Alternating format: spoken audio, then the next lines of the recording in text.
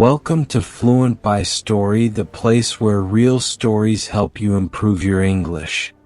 Today's story is titled, He's My Student, But I Love Him, a dramatic tale of love, boundaries, and the inner conflict that changes everything. This story is written in simple, clear English with real-life vocabulary and phrasal verbs to help you speak and understand better. So, sit back, listen carefully, and practice with emotion.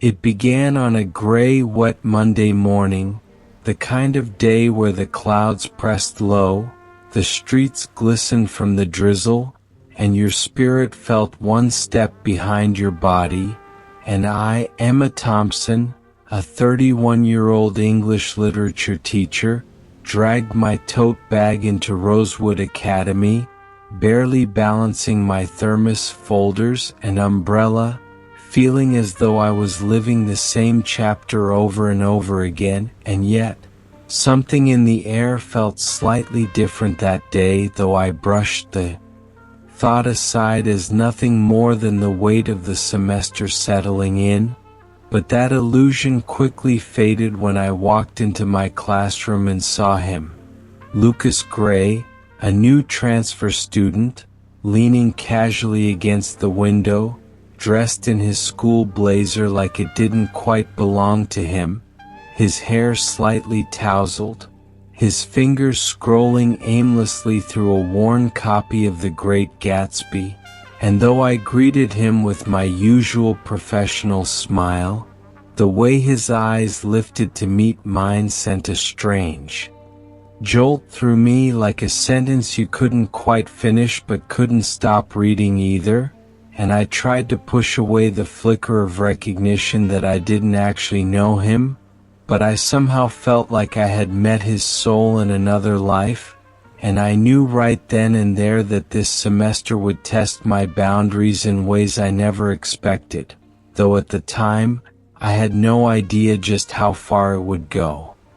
From the start, Lucas stood out, not just because he was sharp and confident, but because he listened, really listened, in a way that made others uncomfortable or intrigued, depending on where they stood, and while the other students were polite but distracted, Lucas had a way of digging deeper into themes, questioning the meanings of character motivations, exploring symbolism with an emotional depth that felt too rich for his age, and every time he spoke, the room quieted, not because he demanded attention, but because his presence invited it, and at first I told myself that it was refreshing to have a student like that, someone who didn't just memorize lines but asked what they meant beneath the surface, but it became harder and harder to ignore the spark that flared between our conversations.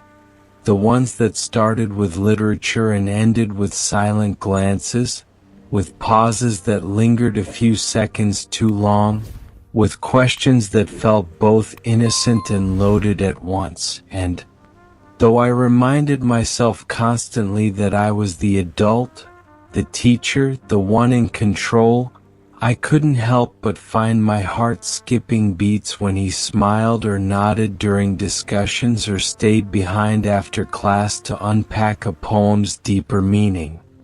I remember one afternoon especially clearly. It was a Wednesday, the kind of midweek slump where time stretches and yawns, and he asked to stay back after everyone else left, saying he was struggling with a particular line in Hamlet, and as we sat across from each other in the dimming classroom, the golden late afternoon light slanting through the windows, we read the lines aloud together, and his voice was soft, almost hesitant, and when I looked up from the page, I saw that he wasn't reading anymore. He was watching me quietly, his eyes searching for something, and in that moment I forgot where I was, forgot that I was his teacher, forgot the rules, the ethics, the code, and just saw him as a person, a soul reaching toward mine, and for a fraction of a second I reached back before snatching my hand away, both literally and metaphorically, and I cleared my throat, quickly shifting back to teacher mode. But something had shifted and we both knew it. From that point on, everything became a balancing act. I tried to set firmer boundaries, keeping my tone clipped, my comments brief, my feedback impersonal, but the more distance I tried to create, the more fate seemed to pull us together. His seat always ended up near my desk during group activities. His essays carried questions that demanded discussion. His presence in the hallways felt like a gravitational pull I couldn't escape. And what haunted me most was not the guilt, but the thrill, the quiet rush I felt just knowing he was in the same room, the way my day felt brighter when I knew I'd see his name on the attendance sheet. And then came the school's winter literary retreat, a 3-day event at a lakeside cabin where the top English students would attend workshops, writing sessions and poetry readings, and naturally, Lucas was chosen to attend, and I was the faculty lead, and from the moment we boarded the bus, I could feel a tension in the air, not just mine but his too, as though we were both aware of the closeness, the risk, the possibility that something might slip through the cracks of our restraint. The retreat itself was peaceful, surrounded by tall pines and frozen waters, the air crisp and full of wood smoke, and I threw myself into my responsibilities, trying to focus on helping the students, leading seminars, critiquing their work.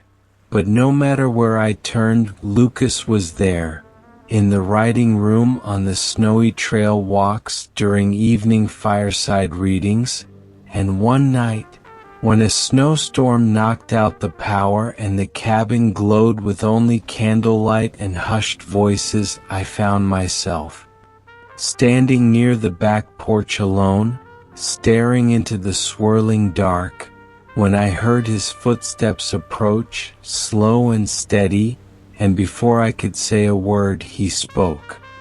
"Do you ever feel like you're living someone else's story?" he asked, his voice barely louder than the wind. "Like maybe you took the safe road, and now you're watching a version of yourself from the outside?" I didn't answer right away because I did feel that deeply, and I whispered, "More than you know," and the silence that followed was heavier than any snow, and when I turned to face him, he was closer than I expected, and our eyes met in the candlelight pouring from the windows, and I could see the fear, the longing, the ache mirrored in his expression, and I said, "We can't," though it sounded more like a plea than a decision, and he nodded slowly, stepping back, his breath a visible puff in. The cold saying, "I know. But that doesn't mean I don't wish we could," and I turned and walked away, my heart pounding so hard I thought it might burst. After the retreat, things became harder. I avoided him where I could, threw myself into work, pretended everything was normal, but he stopped participating in discussions. His essays became short and mechanical, and I knew he was pulling away because he had to, not because he wanted to, and that knowledge hurt more than I expected, and I questioned everything, whether I should have been more honest, whether I had led him on, whether keeping everything bottled up had only made things worse. I confided in no one, not even my closest colleagues, because how could I explain something that never technically happened? A love that never had a beginning yet still left me heartbroken? The school year moved forward like a tired train on rusty tracks, and while everything on the outside looked normal, grades being posted, lessons being taught, students chatting in the halls, I felt like I was walking through fog, my mind constantly circling back to Lucas, to his words on that snowy night, to the way he had pulled back without anger, without protest, but with a quiet, aching acceptance that somehow broke me even more than if he'd begged or gotten upset. And every time I saw him in the hall, I felt that familiar tug, a reminder that our story wasn't finished, just paused, pushed down beneath layers of forced professionalism and silent longing. And I often wondered if he thought of me too, if he replayed those moments, or if he had moved on like any 17-year-old eventually should. And yet there were signs, small, almost invisible, that he hadn't, like the way he still sat in the same seat in class even when there were other options, or the way he lingered a few seconds longer at the end of a lesson, or how he still referenced quotes we had once analyzed together, as if leaving breadcrumbs for me to follow, but I was too scared to follow them, too trapped by my own fear, my role, the rules. I threw myself into extracurriculars, took on more duties, signed up to coordinate the senior yearbook committee, and tried to convince myself that keeping busy would make the ache fade. But the truth was, every day felt like I was rehearsing how to be someone else, someone unaffected, detached, perfectly composed. But inside, my heart still beat faster whenever he entered a room, and I hated how much power that gave him. Then one day something changed. It was the last week of March, and a storm had rolled in unexpectedly, drenching the town in sharp, cold rain, and classes were half empty as students trickled in late or stayed home. And just as I was about to cancel my afternoon literature seminar, Lucas walked in, soaked to the bone, his hair flattened against his forehead, jacket dripping water onto the floor, and without a word, he dropped his bag, sat down at the desk closest to mine, and looked at me with an expression that was unreadable, but heavy. And I remember standing frozen behind my desk, unsure whether to speak or wait, and then he said quietly, "I need to talk. Not as your student. Just as me." And before I could stop him, he added, "Nothing happened between us, right? Not technically. So can we at least be honest now? Just once?"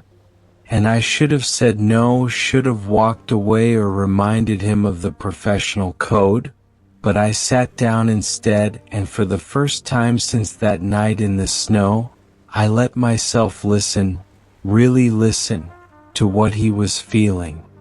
He spoke of frustration, of confusion, of how he couldn't understand why his heart insisted on clinging to something he wasn't allowed to want, and I admitted that I felt the same, that I had tried to bury it, outrun it, outteach it, but it remained like a story I kept revisiting in secret. And for over an hour we just talked, not about love or desire in romantic terms, but about how strange and unfair it was to feel such a deep connection with someone and have no acceptable place to put it.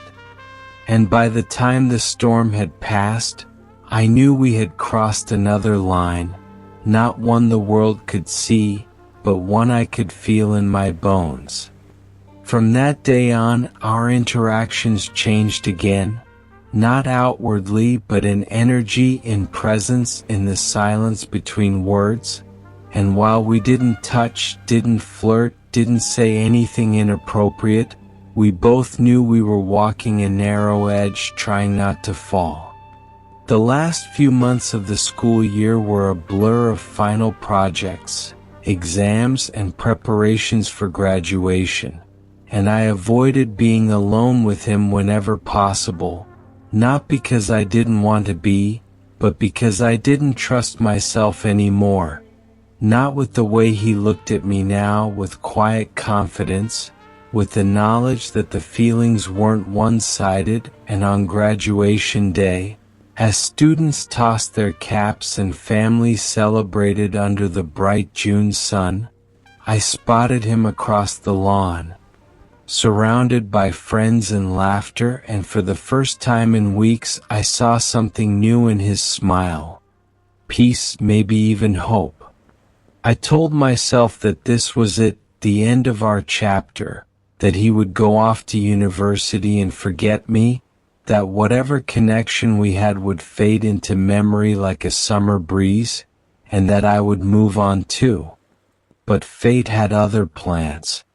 A year passed. I stayed at the academy, continued teaching, published a few short essays in journals, and tried to date again, tried to feel something real with someone appropriate, someone my age, someone safe. But every conversation felt hollow, every kiss like a script I didn't believe in, and I found myself revisiting the moments with Lucas. Not obsessively, but with quiet longing, like rereading a favorite book you're afraid to finish. Then, on a lazy Sunday morning, I walked into a small cafe in the city while visiting a friend, and there he was, older, more composed, dressed in a sweater and jeans, reading a poetry anthology with a half-empty coffee beside him, and when he looked up and saw me, he smiled in that familiar way, the one that had once made my knees go weak, and he stood, walked over, and said, "I thought I might run into you someday," and I laughed, my heart thudding like it used to, and I said, "You look well." And he nodded, replying, "So do you," and we sat down and talked, not as teacher and student, but as people, adults, equals. And though we didn't mention the past directly, it hung in the air between us like an old song we both remembered, and when he stood to leave he paused and said, "Maybe next time I'll ask you to dinner?" And I didn't say yes, didn't say no, just smiled and said, "Maybe," and as I watched him walk away, I realized that some stories take time to finish, not because they're wrong, but because timing is everything. And in that moment I stopped feeling ashamed. I stopped labeling it as wrong or forbidden. It had never been about breaking rules. It had always been about waiting for the right page to turn, and perhaps, finally, it had. The second time we met after that long year apart, it felt strangely normal, as if all the chaos and restraint we once wrestled with had finally melted into something softer, more natural, and though I still questioned whether life was playing some sort of trick on me, I also knew this version of Lucas was different. He wasn't the boy who had looked at me from the back of a classroom anymore. He was a man who spoke with calm certainty, who had lived through heartbreak, who had grown through the silence we had both endured, and when he asked if I'd like to meet again, I said yes without hesitation, not because I was chasing something forbidden, but because there was no longer anything to fear, and our next meeting wasn't dramatic or overly romantic. It was a walk in the park on a cool spring evening, surrounded by blooming cherry trees and laughter from families nearby, and we spoke about everything and nothing, from poetry to podcasts, from childhood fears to future goals, and somewhere between the winding paths and the benches soaked in golden light, I realized I wasn't waiting for him to become someone anymore. He already was. For the first time, our story wasn't shadowed by guilt or rules or secrecy. We were just two people reconnecting after the world had kept us apart. And yet, despite how natural it felt, I still had my guard up, still unsure whether what I felt was real or just nostalgia wearing a beautiful disguise. and it wasn't until our third outing, over coffee and shared pastries, that he looked at me with those same piercing eyes and said, "You know, I never stopped writing about you," and I froze, unsure if I wanted to know what he meant, but he reached into his bag and pulled out a small leather-bound notebook, its corners worn, its pages filled with tiny scribbles and paragraphs, and as I flipped through it, I saw line after line of thoughts, memories, fictional letters, dreams he never dared say aloud, and though he hadn't said my name once in those pages, I knew every word was for me, and something inside me softened, because love like that isn't just about passion. It's about presence, about being remembered in the quietest ways. That night, I found myself staring at my ceiling in bed, wondering if it was finally time to stop punishing myself for something I never actually did wrong, if maybe, just maybe, love didn't have to be perfect to be right. Over the weeks that followed, we let ourselves explore what had once been denied to us, slowly, gently, with caution and respect, and each step felt like healing, measured, honest, and far from reckless. I'd been afraid that starting anything with Lucas would feel tainted by the past, but instead, it felt like a fresh page, one we were writing together without shame. He didn't ask for guarantees or demand a label. He simply showed up, emotionally, mentally, with kindness and patience, and I responded in kind, letting myself enjoy his presence without overthinking what it meant for the future. We spent long afternoons reading in the park, nights cooking together while jazz played in the background, weekends walking through galleries and laughing at the abstract pieces neither of us understood, and with every moment I grew more sure of one thing. What we had was real, not because it burned fast and wild, but because it endured in silence and bloomed with time. Still, life has a way of testing love, even when it arrives with the gentlest hands.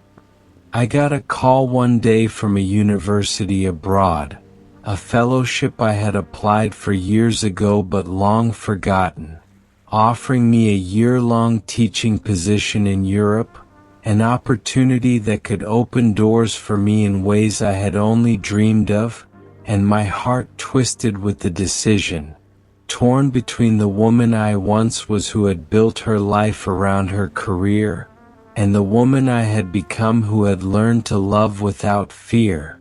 And when I told Lucas about the offer, he didn't flinch, didn't beg me to stay, didn't make it about him. Instead, he smiled and said, "You've always put others before yourself. Maybe this time you choose you." And though his support was exactly what I needed, it also broke something open in me, and I realized then that real love isn't about holding someone back. It's about cheering for them even when it hurts, and so I accepted the offer, and we spent my last 2 months in the country wrapped in a bubble of moments. Road trips to small towns, handwritten notes tucked into books, promises whispered into the night sky, and on the day of my departure he hugged me tighter than ever and said, "I'll wait again if I have to," and I whispered back, "Let's just see where the story goes," because this time I wasn't saying goodbye, I was just turning the page. Europe was a dream, full of discovery and growth and challenges that made me stronger, and though distance stretched between us, Lucas remained close in other ways. Emails full of poems and playlists, video calls that ran late into the night, letters that arrived with pressed flowers and stories about his days. And in the quiet of foreign cities, I began writing again, pouring everything I had once locked away into short stories, essays, even a novel inspired by the journey of forbidden love that had somehow transformed into something sacred. A year later, when I returned home, I wasn't sure what to expect. Whether he'd be waiting, whether our connection had survived the miles. But when I stepped out of the airport, there he was, holding a cardboard sign that said, "For the woman who gave me the words," and I ran to him, not because I had to, but because I wanted to, and we embraced without fear, without hesitation. Two hearts that had learned how to love each other in every season. Today, years later, we live in a quiet apartment filled with books and sunlight, still growing, still learning, still laughing over memories of how it all began, with rainy mornings, with literature, with tension too strong to ignore. And though some people still raise eyebrows when they hear our story, I don't feel the need to explain anymore because we know the truth, we lived it, we waited for it, and we earned it. Some loves are loud and immediate, others are slow burning and forbidden, and then there are those that survive despite time, distance, and doubt. The kind that teaches you that love isn't always about timing or titles, but about the quiet knowing that when you find your person, nothing else matters. And that's what Lucas was and still is. My person, my muse, my student once, but my equal always. Thank you for listening to this story on Fluent by Story. If you enjoyed this emotional journey and want to keep improving your English, don't forget to subscribe, like, and share. Listening to stories like this every day will train your brain to think in English naturally. Stay tuned for more and never stop learning.